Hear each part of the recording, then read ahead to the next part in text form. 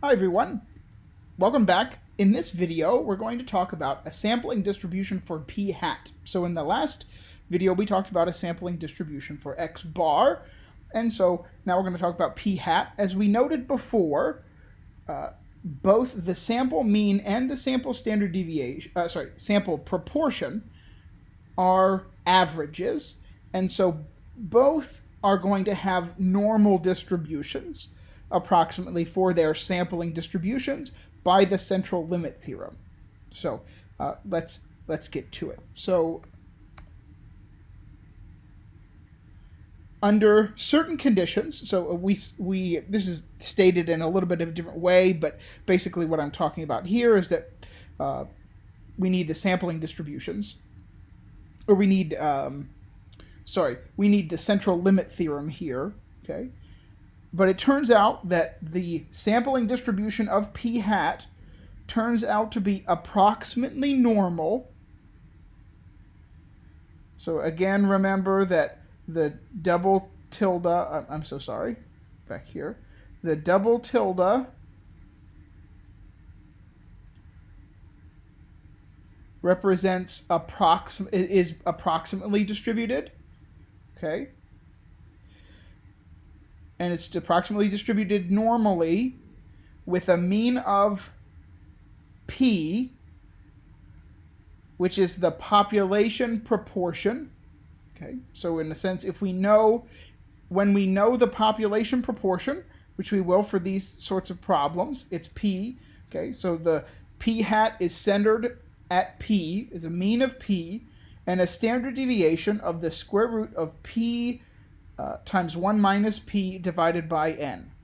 Okay, so again, that's mean and standard deviation there. Okay. We won't really discuss why the formulas are the way they are. We'll just sort of take them at face value. Okay. And so this is, again, a situation in which we need the central limit theorem in order to say this, and so we have some conditions. And before, for the sampling distribution of x bar, we saw that it had to be n greater than or equal to 30. Now it is n times p, so that's the sample size times the population proportion, it has to be greater than or equal to 10, and n times 1 minus p. Okay, 1 minus p turns out to be the probability of failure. Okay, also has to be, so n times probability failure is also greater than or equal to 10. Okay, so if both of these are true, then we can use that distribution above there. So let's look at a problem. At a university, 60% of the 7,400 students are female. Okay, the student newspaper reports results of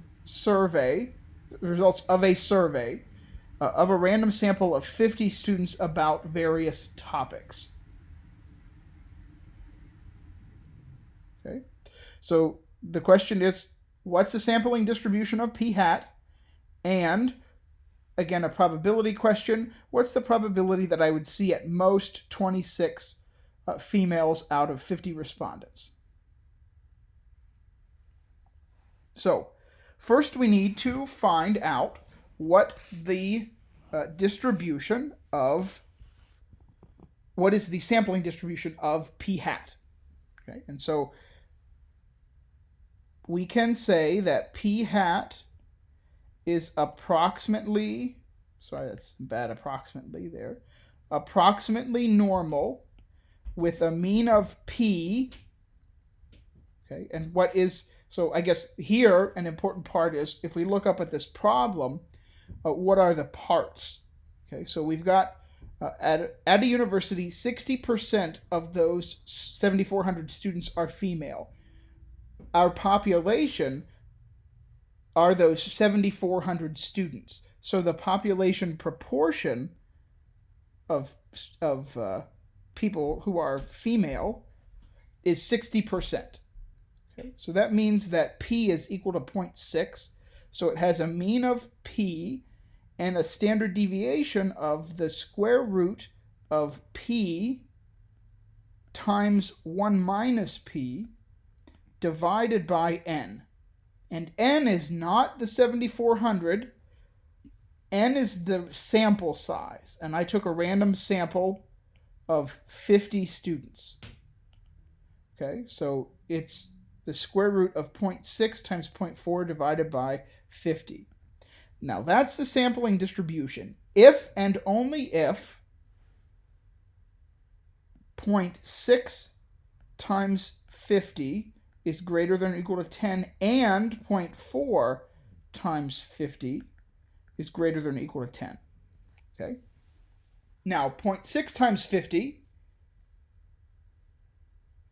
I have to do the calculations here, is 30, and 0.4 times 50 is 20. Okay, so we've got 30 and 20. Both are greater than 10. And so, yes, we can use this distribution for the sampling distribution of p hat. Okay, that's great because now I can answer the probability question that I asked as the second part. What's the probability that I see at most 26 females out of the 50 respondents? Okay, so I'm giving you not the proportion itself, but I'm giving you numbers and asking you to find the proportion. So really what I'm asking here is at most, which is less than or equal to 26 over 50.